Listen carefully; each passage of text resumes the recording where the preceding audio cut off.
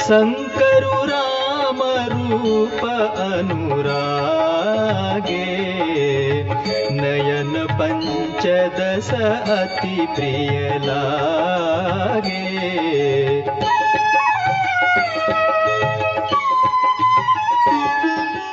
और शंकर जी जो हैं वो राम रूप में अनुरागे हैं, अनुराग से डूब रहे हैं।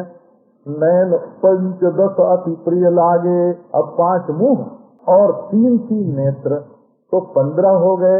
और आज उनको बड़ी खुशी हुई कि भगवान ने हमको 15 नेत्र कृपा करके दिए, नहीं तो 2 ही होते तो 2 नेत्र से देखते थे तो थोड़ा देखते, अब तो 15 नेत्र से देख रहे हैं।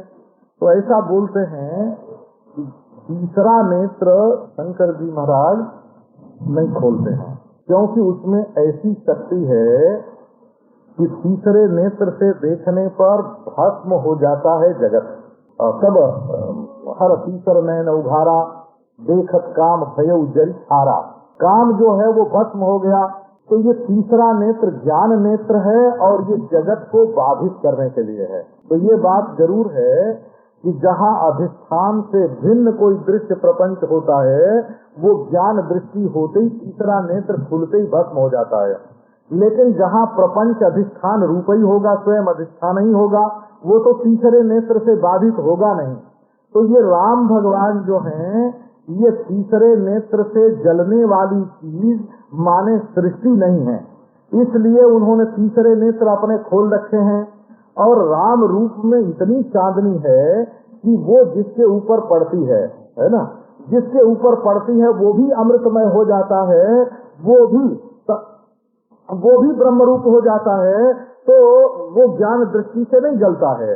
तो इनको आज ऐसा देखो, ऐसा सौभाग्य प्राप्त हुआ कि जब ब्रह्म दिखता है तब प्रपंच नहीं दिखता, और जब इंद्रियों से प्रपंच दिखता है तब ब्रह्म नहीं दिखता। लेकिन आज शंकर जी को ऐसी दृष्टि प्राप्त हुई कि तीसरे नेत्र खुले हुए हैं, ज्ञान दृष्टि से ब्रह्म भी दिख रहा है और लौकिक जो दृष्टि है उनसे भी ब्रह्म दिख रहा है। ऐसी विलक्षण बात हुई। तो इन्हें नैन पंचदश अति प्रिय लागे, यही तो पंचदशी है ना। तो नैन पंचदश अति प्रिय लागे, पंचदशी माने 15 बरस है ना की उम्र की, जैसे लड़की हो या पूर्णिमा तिथि हो। 15 तिथियां जिसमें 5 और 10 जिसमें मिलती हैं वो 15 पूर्णिमा तिथि है। तो आज ऐसा मालूम हुआ कि सचमुच हमारे नेत्र जो हैं वो पूर्ण नेत्र हैं, जिसमें प्रपंच की प्रतीति ब्रह्म दर्शन में बाधक नहीं होती। सबसे बढ़िया नेत्र कौन है कि जहाँ प्रपंच की प्रतीति ब्रह्म दर्शन में बाधक न होए। और कोई जोगी भोगी होगा तो प्रपंच दर्शन ब्रह्म दर्शन में बाधक हो जाएगा।